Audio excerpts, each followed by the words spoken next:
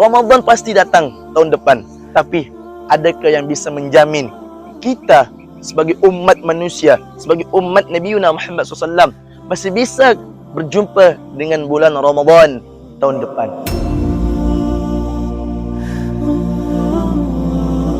Assalamualaikum warahmatullahi taala wabarakatuh. Alhamdulillahilladzi hadana li hadza wa ma kunna linahtadiya laula an hadanallah. Asyhadu an la ilaha illallah wahdahu la syarika lah wa asyhadu anna sayyidana Muhammadan abduhu wa rasuluh. Allahumma salli ala sayyidina Muhammad wa ala ali sayyidina Muhammad. Amma ba'du. Alhamdulillah, para hadirin, abang-abang, adik-adik, abi, umi yang dimuliakan oleh Allah Subhanahu wa taala. Alhamdulillah, hari ini saya berada di jembatan gantung keraton di Desa Kubu, Kecamatan Kubu, Kabupaten Kubu Raya. Hari ini saya berdiri di sini. Ini bukan kemauan saya. Ini bukan kemauan daripada hawa nafsu saya. Ini merupakan ketetapan Allah. Ini merupakan takdirnya Allah. Allah sudah menakdirkan seseorang. Allah telah menulis seluruh kegiatan kita di lauh mahfuznya Allah. Kita takkan bisa untuk menghitung nikmat-nikmat Allah tersebut, sebagaimana Allah katakan wa in ta'uddu ni'matallahi la tuhsuha. Kita ni tak bisa untuk menghitungnya. Menghitungnya tak mampu, apalagi untuk membalas bahkan mengganti rugi nikmat yang telah Allah berikan kepada kita. Abang, kakak, abi, umi yang dimuliakan oleh Allah Subhanahu wa taala, alhamdulillah hari ini kita sudah berada di bulan Syawal. Bulan Syawal ini adalah bulan yang dinanti-nantikan oleh seluruh umat Islam. Bulan Syawal ini merupakan bulan kemenangan. Setelah sebulan penuh kita menjalankan ibadah puasa Ramadan, menahan hawa nafsu, hari ini tibalah kita bersama-sama merayakan kemenangan kita, yaitu bersama-sama merayakan Hari Raya Idul Fitri. Alhamdulillah, hari ini sudah ke-6 Syawal. Maka selalu kita bersyukur kepada Allah Subhanahu wa taala kerana sampai detik ini, waktu ini, Allah Subhanahu wa taala masih memberikan kita berbagai macam nikmat.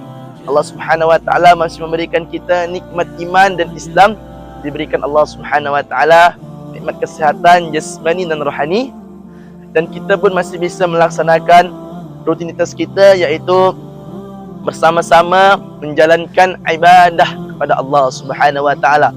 Rukuk, sujud, menyembah Allah Subhanahu wa taala. Tak lupa juga solawat berserta beriring salam kita limpahkan kepada junjungan kita Sayyidul Anbiya wal Mursalin rahmatan lil alamin. Ialah sosok sang pemberi syafaat, sosok sang penolong di saat orang tua kita enggak bisa nolong kita, sanak saudara kita tak bisa nolong kita, tetangga, kerabat, kawan, secawat pun tak bisa menolong kita. Tapi ini manusia ni yang akan memberikan syafaatnya kepada kita, penolong bagi siapa saja yang sering bersolawat kepadanya, ialah Nabi Muhammad sallallahu alaihi wasallam. Alhamdulillah, hari ini merupakan hari yang sangat cerah.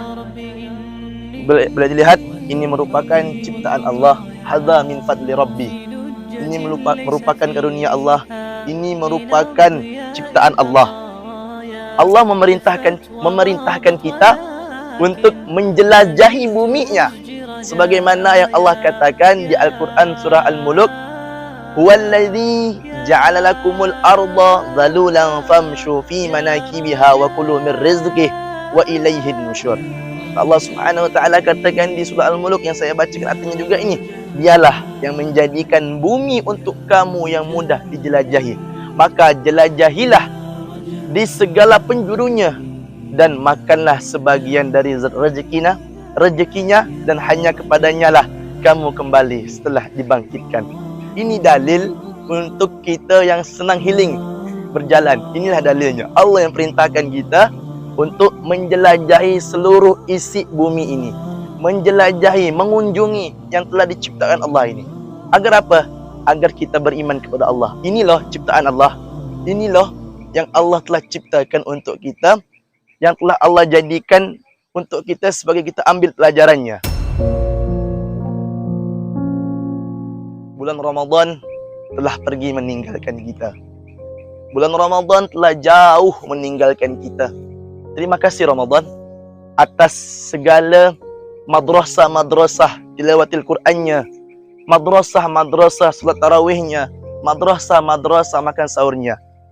Di saat bulan Ramadan, orang semua ni bersemangat untuk menjalankan ibadah. Bahkan apa? Karena ibadah di bulan Ramadan, maka Allah akan lipat gandakan. Allah akan lipat gandakan yang dari mana itu pahala sunnah menjadi wajib.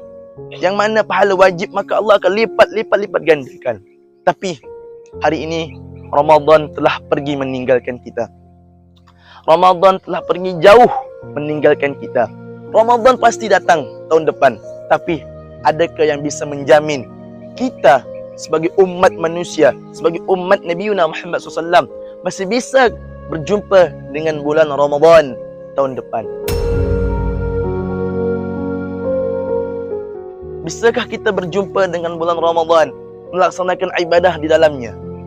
Kerana kita tak tahu sebagaimana Allah katakan, fa idza jaa ajaluhum la yastakhiruna sa'atan wa la yastaqdimun, kata Allah. Apabila ajal tu datang menjemputmu, maka kau enggak akan bisa minta penundaan. Kau enggak akan bisa minta, ya Allah tunggulah, hamba ingin bertakwa lah. Tak bisa. Kalau dah datang itu ajal, maka ajal tersebut akan menjemputmu, memanggilmu, biarpun kamu ada di manapun. Biarpun kamu bersembunyi di benteng yang kokoh sekalipun. Sebagaimana Allah katakan, aynama takunu yudrikumul mautu walau kuntum fi burujim musyayyadah, kata Allah Subhanahu wa taala. Dan kita pun juga tahu, kita ini pasti mati. Kullu nafsin dha'iqatul maut. Setiap yang bernyawa itu pasti mati. Setiap yang bernyawa itu pasti akan menemui sang Khaliknya, menghadap sang Khaliknya untuk mempertanggungjawabkan perbuatannya selama mereka hidup di dunia. Maka jangan hanya di bulan Ramadan kita bersemangat untuk menjalankan ibadah, menjalankan amaliyah. Tapi ketika bulan Ramadan telah pergi meninggalkan kita, kita jadi lemah untuk melaksanakan ibadah-ibadah. Lemah baca Qur'annya, lemah untuk ke masjid, lemah untuk berjamaah. Sedangkan kita tahu, iyyaka na'budu wa iyyaka nasta'in. Hanya kepada Engkau lah kami menyembah, dan hanya kepada Engkau lah kami memohon pertolongan. Hanya kepada Allah kita menyembah, dan hanya kepada Allah lah kita memohon pertolongan. Jangan hanya di bulan Ramadan kita bersemangat dalam menjalankan ibadah, tapi ketika bulan Ramadan telah pergi meninggalkan kita, kita lemah, kita suntuk. Ada 3 amalan jitu yang kalau kita kerjakan, ini kita selamat fit dunia wal akhirah. Ini amalan langsung dari Allah. Ini amalan langsung Allah yang katakan. Sebagaimana yang Allah katakan di Al-Quran surah Fatir ayat ke-29. Allah katakan, A'udzubillahi minasyaitonirrajim. Innal ladzina yatluna kitaballah wa aqamus shalah wa anfaqu mimma razaqnahum sirran wa alaniyah yarjuna tijaratan lan tabur. Sesungguhnya orang yang membaca kitab Allah Al-Quran, melaksanakan solat, menginfakkan rezekinya yang telah kami anugerahkan kepadanya, baik secara terang-terangan maupun secara diam-diam, mereka itulah yang mengharapkan perdagangan yang takkan pernah merugi, kata Allah Subhanahu wa taala. Ini adalah amalan yang kita singkat sebagai ASI. Al-Quran, solat, infak. Kata Allah, sungguhnya orang yang membaca kitab Allah Al-Quran, orang yang selalu membaca kitab Allah, orang yang selalu mengamalkan kitab Allah, ada cuba nak ngapalkannya, ada cuba nak ngamalkannya, ada cuba nak mendakwahkannya, maka inilah orang yang mengharapkan perdagangan yang takkan pernah merugi. Ini adalah Al-Quran. Jadi ketika kita dekat dengan Al-Quran, maka kita akan tenang. Sebagaimana kata Nabi Muhammad, sungguhnya orang yang dekat dengan Al-Quran, maka dia dimuliakan dan termuliakan. Orang yang dekat dengan Al-Quran, maka dia akan dimuliakan oleh Allah Subhanahu wa taala. Kerana Al-Quran ni kalamnya Allah. Al-Quran ni Allah yang sedang berinteraksi sama kita. Maka jangan pernah jauh dari Al-Quran.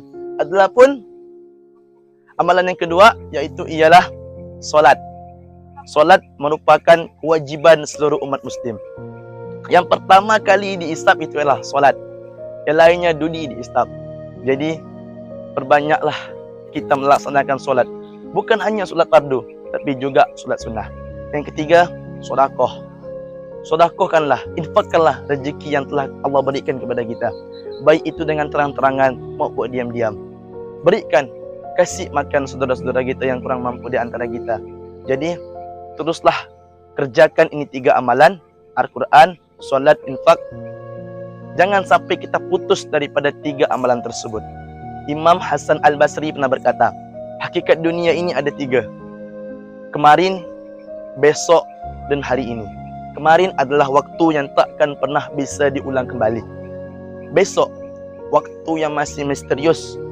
Kita tidak tahu apakah besok kita masih bisa berjumpa dengan waktu tersebut. Dan hari ini adalah untukmu. Maka beribadahlah. Jangan tunggu nanti-nanti. Kerjakan sekarang. Mumpung masih diberikan kenikmatan untuk ibadah. Mumpung masih diberikan hidup oleh Allah Subhanahu Wa Taala. Jangan pernah putus untuk menjalankan ibadah-ibadah kepada Allah Subhanahu Wa Taala. Jangan hanya di bulan Ramadan kita melaksanakan ibadah, tetapi di bulan lain kita tak mau melaksanakan ibadah. Justru di bulan lainlah kita harus istiqamah, lebih banyak mengerjakan amalan-amalan yang telah kita lakukan selama bulan Ramadan. Semoga dosa-dosa kita diampuni oleh Allah Subhanahu Wa Taala. Semoga kita bisa dikumpulkan dengan orang yang kita cintai, sebagaimana yang kata Nabi Muhammad katakan, al-mar'u ma'aman ahab. Sesungguhnya orang itu akan dikumpulkan dengan orang yang dicintai. Semoga ketika kita cinta dengan Allah, ketika kita cinta dengan Nabi Muhammad, ketika kita cinta dengan orang tua kita, semoga kita dikumpulkan di jannahnya Allah dengan orang-orang yang kita cintai, dengan Allah, dengan Nabi Muhammad, dengan orang tua kita semuanya. Semoga konten ini bisa bermanfaat, khususnya untuk diri Al-Fakir sendiri dan umumnya untuk para abang kakak, abi umi sekalian. Semoga kita bisa mendapatkan ridha-Nya Allah dan mendapatkan syafaat daripada Nabi Muhammad SAW. Barakallahu fikum. Usikum min nafsi bitaqwallah. Allahumma waffiq ila aqwamut thariq. Wassalamualaikum warahmatullahi taala wabarakatuh.